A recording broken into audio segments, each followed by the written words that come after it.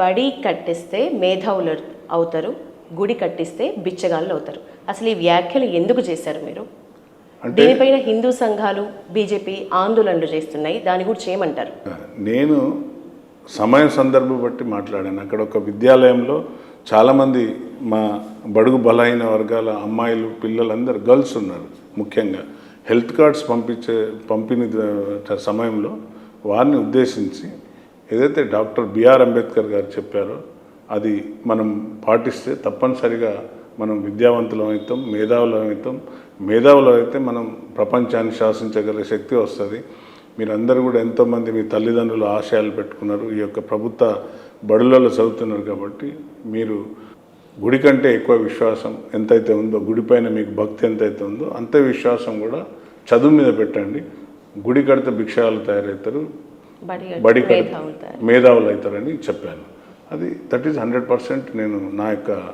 నేను అంబేద్కరిస్ట్ను. నేను ఎందుకంటే ఈ ప్రపంచంలో మన భారతదేశంలో గోమూత్రం తాగమంటున్నారు, కానీ ఒక హ్యూమన్ బీయింగ్గా ఎవరైతే బడుగు బలహీన వర్గాలు ఉన్నారో వాళ్ళని హక్కున చేర్చుకుంటలేరు. గోమూత్రం తాగమంటున్నారు, గోమాతను పూజించమంటారు. మానవుడు అంతకన్నా హీనుడా?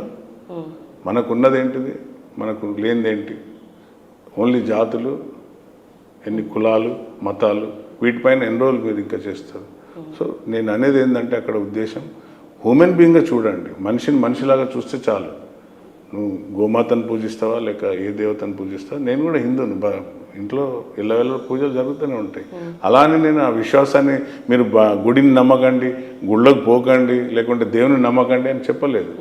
గుడి ఎంతైతే భక్తి శ్రద్ధలతో ఉంటామో బడి కూడా అంత శ్రద్ధలతో చదవాలి. మనం ఎక్కువ కాన్సన్ట్రేట్ ఎవరైతే సోషల్ ఈవిల్స్ ఉన్నారో, సోషల్ ఈవిల్స్ అంటే లైక్ బాబాలు అని ఉంటారు, దేవుని పేరు చెప్పి మనల్ని మోసం చేస్తుంటారు. కాబట్టి ఈ సామాజిక స్పృహ తెచ్చుకోవాలి. మీరు ఈ తాయెత్తులు కట్టుకోవడం, లేకుంటే రింగులు పెట్టుకుంటే ఒక రోజులో మేధావి అయిపోతాం, లేకుంటే ఇంకేదో నీ జాతకం మారిపోతుంది అని చెప్పేవాళ్ళని నమ్మద్దని ఆ విధంగా విద్యార్థులను ఉద్దేశించి మాట్లాడిన తప్ప హిందువుల మనోభావాలు దెబ్బతినే విధంగాను లేక దేవుని కించపరిచినట్టుగా నేను ఎక్కడ కూడా మాట్లాడలేదు. అలా మాట్లాడడం కూడా సహజం కాదు.